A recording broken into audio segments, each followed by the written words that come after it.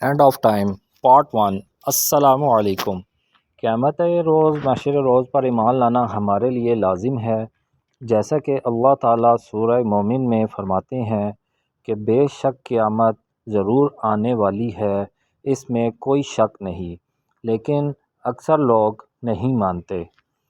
قیامت عربی زبان کا لفظ ہے، لغت میں اس کے معنی ہیں کھڑا کرنا، یعنی مردوں کو قبر سے کھڑا کرنا اور دوبارہ زندگی لوٹانا۔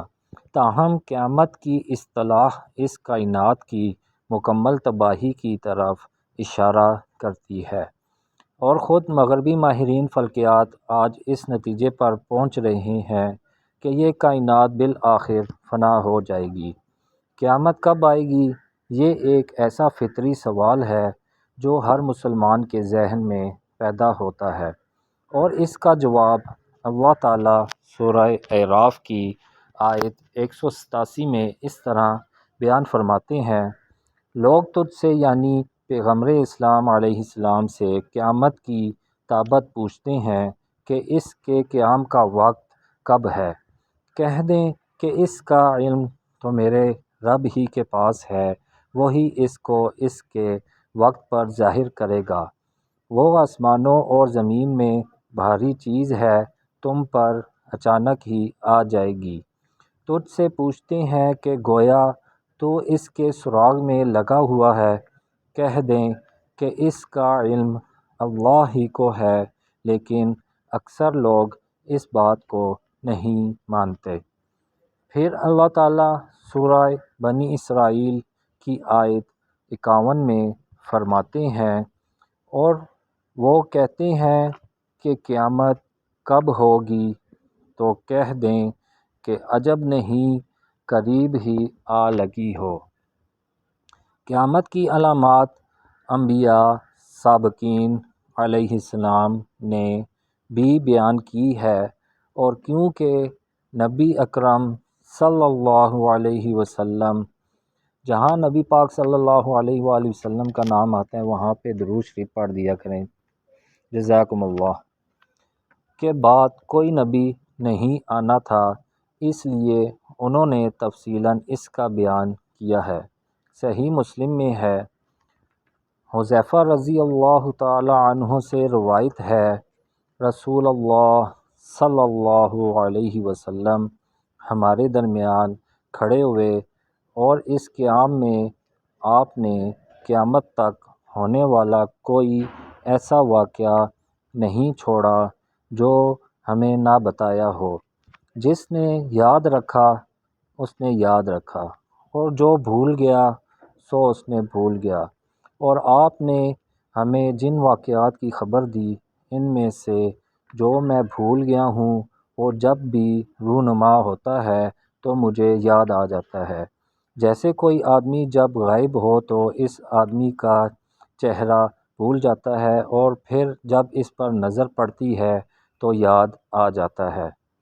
قرآن حکیم نے جو علامات قیامت ارشاد فرمائی ہیں وہ زیادہ تر ایسی علامات ہیں جو بالکل قرب قیامت پر ظاہر ہوں گی، جبکہ حدیث میں قریب اور دور ہر دور کی مختلف علامات بیان کی گئی ہیں۔ علامہ محمد بن عبد الرسول برزنجی رحمہ اللہ اپنی کتاب قیامت میں 3 قسم کی علامات بیان فرماتے ہیں، یعنی علامات بعیدہ، علامات متوسطہ جس کو علامات صغریٰ بھی کہتے ہیں، علامات قریبہ جس کو علامات کبریٰ بھی کہتے ہیں۔ علامات بعیدہ وہ ہے جن کا ظہور کافی پہلے سے ہو چکا ہے، انہیں بعدہ یوں کہا گیا کہ ان کے اور قیامت کے درمیان نسبتاً زیادہ فاصلہ ہے۔ مثلاً حضور صلی اللہ علیہ وآلہ وسلم کی بعثت، حضور کا وصال اور جنگ، اور یہ تمام واقعات از روئے قرآن و حدیث علامات قیامت ہیں اور ظاہر ہو چکے ہیں۔ انہی میں سے ایک فتنہ طار ہے جس کی پیش کی اطلاع بخاری، مسلم، ابو داؤد، ترمذی اور ابن ماجہ کی احادیث میں روایت کی گئی ہے۔ صحیح بخاری کے الفاظ یہ ہیں: حضرت ابو ہریرہ رضی اللہ تعالی عنہ کا بیان ہے کہ رسول اللہ صلی اللہ علیہ وآلہ وسلم نے فرمایا کہ تم پر قیامت نہ آئے گی یہاں تک کہ تم ترکون سے جنگ نہ کرو، جن کی آنکھیں چھوٹی، چہرے سرخ، ناکیں چھوٹی اور چپٹی ہوں گی، اور ان کے چہرے گولائی اور موٹائی میں ایسی ڈھال کی مانند ہوں گے جس پر تہ پہ تہ چمڑا چڑھا دیا گیا، اور قیامت نہیں آئے گی یہاں تک کہ تم ایک ایسی قوم سے جنگ نہ کر لو جن کے جوتے بالوں کے ہوں گے۔ ان حدیث میں جس قوم سے مسلمانوں کی جنگ کی خبر دی گئی ہے، چند علماء کے نزدیک یہ وہ تاتاری تھے جو ترکستان سے عذاب الہی بن کر مسلمانوں پر ٹوٹ پڑے۔ اس قوم کی جو تفصیلات رسول اللہ صلی اللہ علیہ وآلہ وسلم نے بیان فرمائی تھیں، اور وہ سب کی سب فتنہ تاتار میں رونما ہوئیں۔ یہ فتنہ 654 ہجری میں اس وقت اپنے عروج پر پہنچا جب تاتاریوں کے ہاتھوں سقوط بغداد کا عبرتناک سانحہ پیش آیا۔ انہوں نے بنو عباس کے آخری خلیفہ مستعصم باللہ کو قتل کر ڈالا، اور عالم اسلام کے بیشتر ممالک ان کی زد میں آ کر زیر و زبر ہو گئے۔ شارح مسلم علامہ نووی رحمہ اللہ نے یہ دور اپنی آنکھوں سے دیکھا۔ وہ 631 ہجری میں پیدا ہوئے اور 676 ہجری میں انتقال فرمایا۔ وہ اس حدیث کے بارے میں اپنے شرح مسلم میں لکھتے ہیں، یہ سب پیش گوئیاں رسول صلی اللہ علیہ وآلہ وسلم کا معجزہ ہے، کیونکہ جن ترکوں سے جنگ ہو کر رہی وہ سب صفات ان میں موجود تھی جو رسول صلی اللہ علیہ وآلہ وسلم نے بیان فرمائی تھیں۔ آنکھیں چھوٹی، چہرے سرخ، ناکیں چھوٹی اور چپٹی، چہرے عزیز، ان کے چہرے ایسی ڈال کی طرح ہیں جن پہ تہ چمڑا چڑھا دیا گیا، اور بالوں کے جوتے پہنتے ہیں۔ غرض یہ ان تمام صفات کے ساتھ ہمارے زمانہ میں موجود ہے۔ مسلمانوں نے ان سے بارہا جنگ کی ہے اور اب بھی ہند سے جنگ جاری ہے۔ ہم خدائے کریم سے دعا کرتے ہیں کہ مسلمانوں کے حق میں بہرحال انجام بہتر کرے، ان کے معاملے میں بھی اور دوسروں کے معاملے میں بھی، اور مسلمانوں پر اپنا لطف و عنایت ہمیشہ برقرار رکھے، اور رحمت نازل فرمائے اپنے رسول پر جو اپنی خواہش نفس سے نہیں بولتا بلکہ جو کچھ بولتا ہے وہ وحی ہوتی ہے جو ان کے پاس بھیجی جاتی ہے۔ جامعہ ازہر کے پروفیسر امین محمد جمال کا کہنا ہے کہ یہ واقعہ یعنی ترکوں سے جنگ ابھی رونما نہیں ہوا، اور یہ قیامت کی علامات کبریٰ کے دوران رونما ہوگا، جن کا ذکر میں آگے چل کر کروں گا۔ ان سمیت دیگر علماء کا اندازہ ہے کہ اس قوم یعنی غالباً ترکمانستان اور اسی نواح کے لوگوں سے آئندہ ایک جنگ ہوگی۔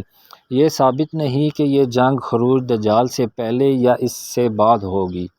یاد رہے کہ اس قوم سے ایک جہاد حضرت طیبہ بن مسلم باہلی رضی اللہ تعالی عنہ کی سرکردگی میں اس وقت ہوا تھا جب بخارا، سمرقند اور آذربائیجان وغیرہ فتح ہوئے تھے، اور وہ سب اب پھر آزاد ہو گئے ہیں۔ لیکن ان علامات بعدہ میں سے ایک نار حجاز یعنی حجاز کی عظیم آگ جس کی خبر بخاری و مسلم میں دی گئی، اس پر کوئی اختلاف نہیں۔ بخاری کے مطابق حضرت ابو ہریرہ رضی اللہ تعالی عنہ کی سے روایت ہے کہ رسول صلی اللہ علیہ وسلم نے فرمایا کہ قیامت نہ آئے گی یہاں تک کہ سرزمین حجاز سے ایک آگ نکلے گی جو اس راہ میں اونٹوں کی گردنیں روشن کر دے گی۔ اس حدیث میں بصرہ کا تذکرہ ہے۔ یہ عراق والا بصرہ نہیں بلکہ مدینہ منورہ اور دمشق کے درمیان شام کا ایک مشہور شہر ہے جو دمشق سے تقریباً 48 میل کے فاصلے پر ہے۔ یہ وہی مقام ہے جہاں بحرہ نامی راہب نے حضور کو دیکھ کر ان کے نبی ہونے کی پیشن گوئی کی تھی۔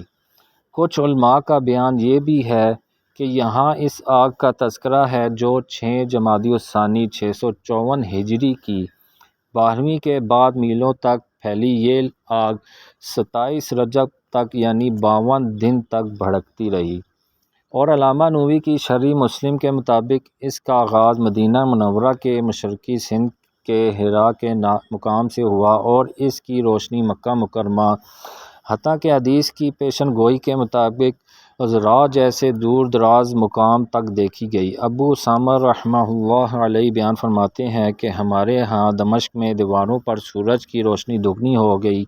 ہم حیران تھے کہ اس کا سبب کیا ہے، حتیٰ کہ ہمیں اس آگ کی خبر پہنچ گئی۔ اس آگ کے بارے میں ایک اور بزرگ علامہ قطب الدین التسلانی جو عین اس وقت جب آگ لگی مکہ مکرمہ میں موجود تھے، اپنے رسالے میں لکھتے ہیں، جب آگ ایک ایسے پتھر تک پہنچی جو حرم مدینہ کی حد میں تھا تو بجھ گئی اور ٹھنڈی ہو گئی۔